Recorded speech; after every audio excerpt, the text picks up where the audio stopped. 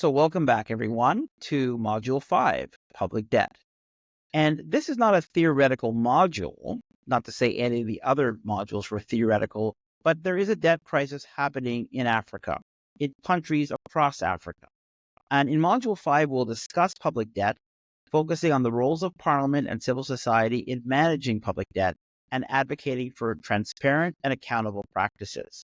And in a few minutes, I'm going to ask Jason Braganza, who is the Executive Director of the African Forum and Network on Debt and Development, to comment a little bit on the gravity of the debt crisis in Africa. But before I do that, I just want to maybe talk to you a bit about what you're going to hear in this module. First of all, we're going to talk about CSO roles that go beyond just the role of Parliament. That is, that there is a role for civil society to play in promoting debt justice. That is, highlighting the need for fair treatment of debtor countries. And there are organizations like Okoa Uchumi in Kenya and the CSO Debt Alliance in Zambia who are playing this role. And often it's civil society organizations who are not exclusively focused on public debt. Sometimes they're focused on social issues, such as feeding hungry children or social justice, but they come together also as part of a coalition to address issues around public debt and the need for debt justice. There's also some work that's been done in the area of conducting debt audits. Debt audits are crucial for accountability. They're designed to identify irregularities and promote corrective measures. And that's because often funds are either misallocated or projects for which a country has incurred debt really yield no value to the country beyond being, for example, a vanity project. And so debt audits can help to uncover such practices. Because gender responsive budgeting has been a recurring theme throughout this e-course, we're going to talk about how to incorporate an intersectional and gender perspective into public debt management. And, this really means that policies that are developed in the very little fiscal space that is available really need to address the varying impacts of debt on different groups, ensuring that strategies promote equitable economic growth. Also in this module, it's very important to understand the various actors involved in what I call the debt management universe: the Ministry of Finance, Parliament, the central bank, civil society organizations, parliamentary budget officers, and others. Debt management is a horizontal problem. It's not an issue that one organization, such as the Ministry of Finance, can handle alone. So understanding what the role of responsibility is of the key players will make it easier for you to identify how to interact with them. It's also important that we talk a bit about what to look for when you're looking into issues around public debt. The debt to GDP ratio is a very cursory number. It's a good starting point, but it doesn't uncover or explain some of the fiscal risks that countries might be going through. And so it's a good, what we call headline indicator, but it's not necessarily going to give you a full picture of the debt situation in your country. And so we're going to talk about some of the questions that as civil society organizations you may want to ask around public debt.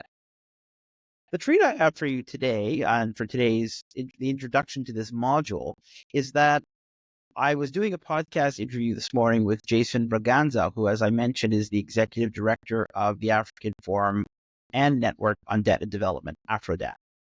And so I specifically said to Jason, could you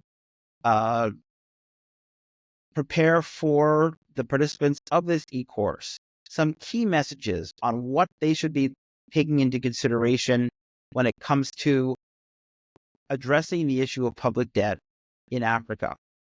And this is what he said. So let's turn it over to Jason Braganza to close out this introduction, and we'll see you on the other side. What would your key messages be to these organizations that are participants?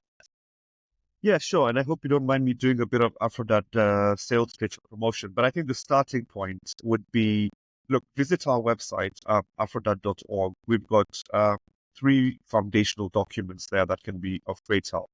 The first one is the African Borrowing Charter. It sets out in very clear, plain, simple, easy to understand terms around why it is important for there to be principles on responsible borrowing and lending. And within there are pillars around what accountability looks like, what the legal and policy framework should be defined to, and the role of oversight, and finally the role of participation in the public. So I think that would be the first one. I think the second document to look at is the Harare Declaration, which we developed in 2021, that presents and posits Afrodan's view of the debt crisis on the continent. We developed it with several other partners, including six organizations and Afrodan that we collectively call the Stop the Bleeding campaign against illicit financial flows and tax. And it sort of gives a political economy framing of the problem of why we're in debt. The third document is to read the Maputo Manifesto, which is a document that came out of our fourth African Conference on Debt and Development. Again, it's about framing the debt situation on the continent and the potential solutions that we can actually have. So that would be the first piece of advice. Get these foundational documents and read them and familiarize yourself. The second one, which is less promotory, but more, in terms of more practical stuff, is to always remember that budget cycles are not always about where money is allocated. It's about where money is derived from or generated from. And, civil society organizations that are involved in engagement in budget transparency, budget governance, and so on, needs to understand where does the money come from. The government is very good at saying we raised X billion of dollars worth of tax, but they're less keen on saying, we're going to borrow Y billion to plug a gap. So I think familiarizing yourself with the budget cycle in those terms is extremely important, because that's when you start seeing the link between this idea. When we talk about fiscal consolidation or austerity, you start to see the dotted lines between the policy prescription and the budget cycle, and they start to sort of sync. The third thing I'd say is, look, engage in one way or another with either parliamentary committees, so learn who they are, learn how they work, but also within Parliament, there's usually parliamentary budget officers that serve the committees. And in my experience, these are very pro-citizen organizations or departments or divisions within the Parliament. And a few countries I've been to, Uganda, Kenya, Tanzania, Zambia, Zimbabwe, these have been very, very useful allies in understanding process. And I think lastly is, let's understand processes as well. Let's read our legal documents. Let's read our laws.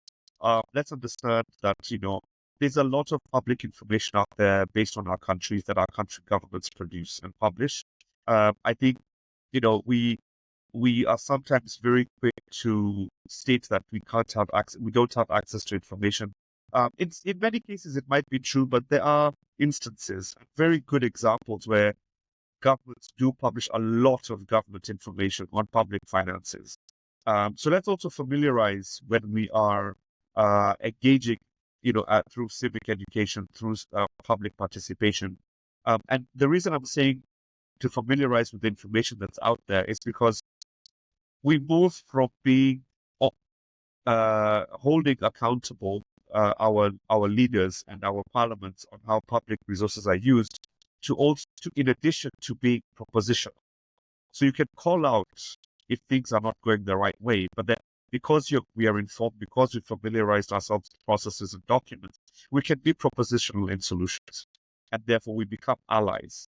And it's okay to be a frenemy with your parliament or with your government, right? It's good to be a friend on certain things, but it's also good to be an enemy on other things, so that the lines are very clear. So for me, those would be the four things as you go to this new course to speak to with the friends and the comrades who are advocating for strengthened financial oversight.